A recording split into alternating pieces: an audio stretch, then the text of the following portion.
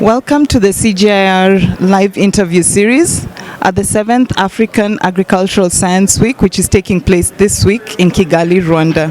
My name is Ethel Makila, the Communications Officer at the BecA-ILRI Hub, and today I'm joined by Appolinaire Djikeng, the Director of the BecA-ILRI Hub. And we're going to discuss how the work of the CGIAR in Africa is contributing towards the goal of applied science impact livelihoods, which is the theme of this year's event. So Appolinaire, welcome. Thank you.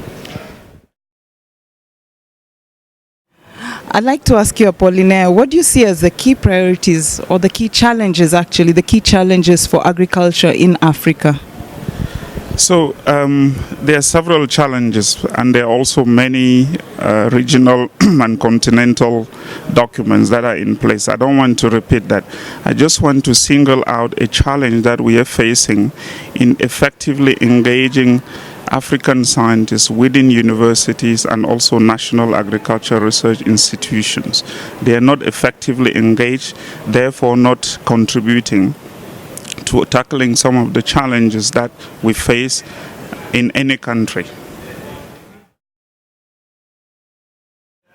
Is there a specific challenge in terms of research or funding that you see as a key priority in Africa?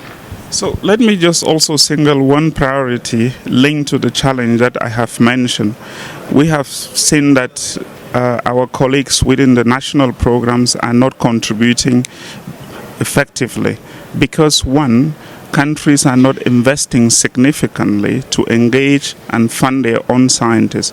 We have a lot of funding going into supporting agricultural development in Africa, but unfortunately all that funding is still externally driven.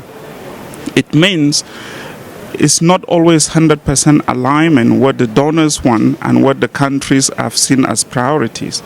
But we would like to have African governments increasing or contributing a significant portion of the GDP to ensure that some of these issues that may not be very clear to donors can actually be addressed in a sustainable and in a long-term fashion.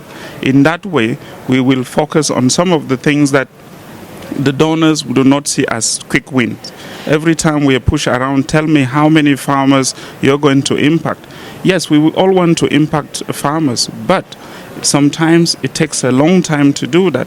And why does it take a long time to do it in a single country? Because scientists or some of the issues that could actually be closer to those smallholder farmers have not been addressed. They're completely neglected.